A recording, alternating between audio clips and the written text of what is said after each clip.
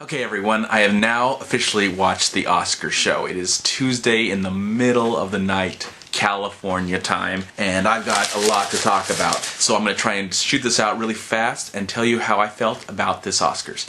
Now, when the nominations were announced by Seth MacFarlane, who I'm not really a fan of. I don't hate the guy. I like him. He's definitely hit or miss for me, but that nomination show I absolutely despised, and I found nothing redeeming about that whole presentation. And I think I got a lot of hate for that, so I definitely felt alone at that moment. But anyways, so I was kind of worried that his hosting style would be just like that. And from the beginning of the show, and I'm going to go back for my notes so I might be looking down a lot, I actually was laughing. I actually was enjoying his hosting. And I just have this funny feeling that I would definitely welcome him back. I don't know how he did in the ratings. I don't know if the ratings sucked. Don't know if anybody really watched this year. But I felt like Seth MacFarlane did a good job throughout the entire night, and most of his jokes hit. I actually laughed. I liked some of the skits. I liked the song about boobs. I thought that was very funny. Also, William Shatner being in it. What else? I liked some of the dancing with Channing Tatum and Charlize Theron. The sock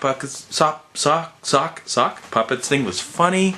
I enjoyed the, just the overall beginning. I enjoyed it. It wasn't the greatest thing ever, but since I'm not a fan of Seth, I would definitely now welcome him back to host the Oscars again. Though I would love to see Tina Fey and Amy Poehler host, because I heard they did really good job doing the Golden Globes. I didn't see that at their performances, sadly. I gotta go find that. Someone's hopefully put it online. Yeah, I wouldn't mind if Seth would come back. So let's get down to the awards really quick and talk about some of the people that actually won. Now first, I really liked the speech. I was really happy that Christoph Waltz won again, though I thought it would have been Robert De Niro, because I don't think Robert De Niro's won an Oscar since 1980 for Raging Bull. I could be wrong on that. Let me know if I'm wrong. Tell me if he's won after that.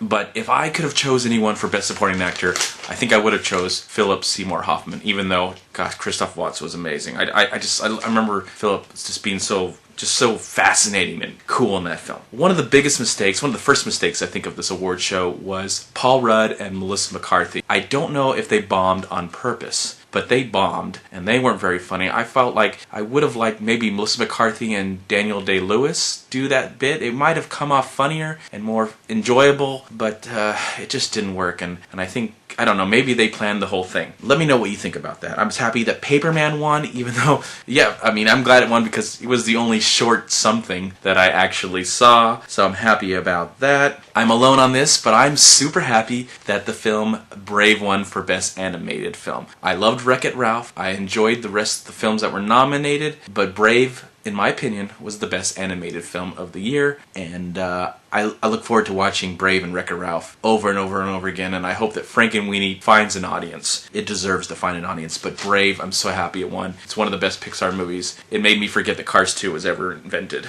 So, let's see. And I like the shot right after Brave won. They got a shot of Jessica Chastain, probably like the token redhead in the audience that was famous. Maybe there was somebody else, but I thought that was pretty clever. When they brought out the Avengers to, I believe, give out the award for Best Cinematography, I was wondering where Chris Hemsworth was. Maybe he's out there finishing Thor 2 and making sure it's an awesome film. Now, when it came to Best Cinematography, Roger Deakins has never won an award for Best Cinematography, and I don't know how many times he's been nominated. I think at least 5, maybe 10 times. The guy is incredible, and he deserves to win, and I don't want him to win a sympathy vote, or I don't want him to win for just like, we forgot you, we didn't let you win, so here's an award. I want him to win for a great reason, and he should have won for Skyfall. But I was really happy that Lucius Malfoy literally, I'm going to put a picture right here. The guy who won for Life of Pi looks like Lucius Malfoy, and a friend of mine pointed that out, and I thought that was so funny. Actually, a lot of people that won, my friend also pointed out that they looked like Death Eaters from Harry Potter. A lot of blonde, long hair, a lot of men with long, blonde hair, and pulled back or, down the back of their head, and I just thought that was pretty clever. So, good for, actually... Yeah, okay, so that one, and then for Best Cinematography, and then, of course, for Best Visual Effects, which I think Life of Pi deserved the most to win for Best Special Effects. Congratulations. I was really sad that during they announced for Best Special Effects that they got cut off by Jaws, which was a great score nonetheless, but they're trying to say that Rhythm and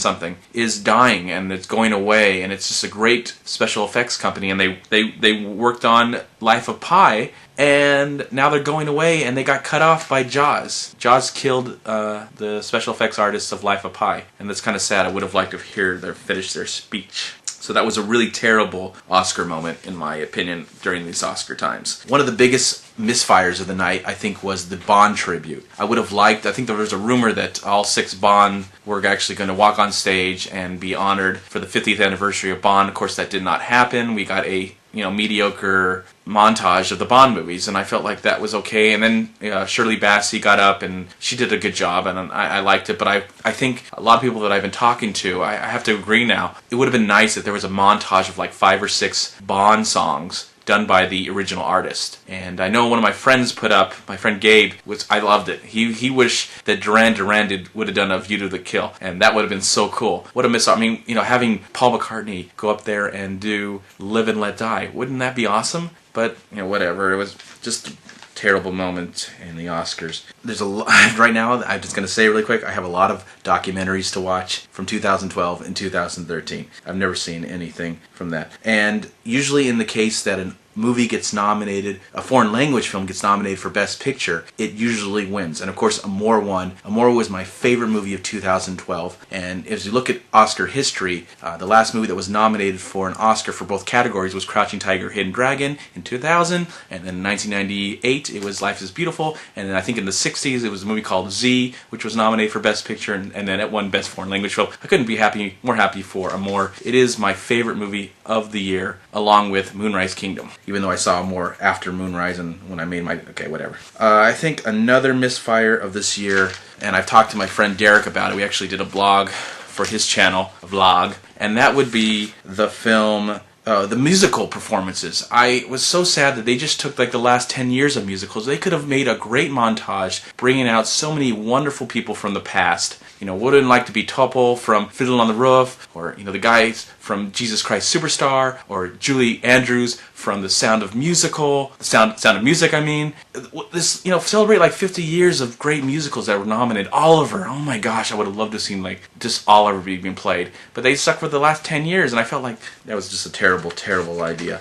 And then they brought out Les Mis, and they did Les Mis, and I was like, man, where's Samantha Barks? I love Samantha, and then there she was. I was so happy to see Samantha Barks. But then, Russell Crowe came out and sang again, and I was like, whatever. But it was great to see everybody, and I guess they let Sacha Baron Cohen come in and sing, and so it was cool to see him sing with the cast.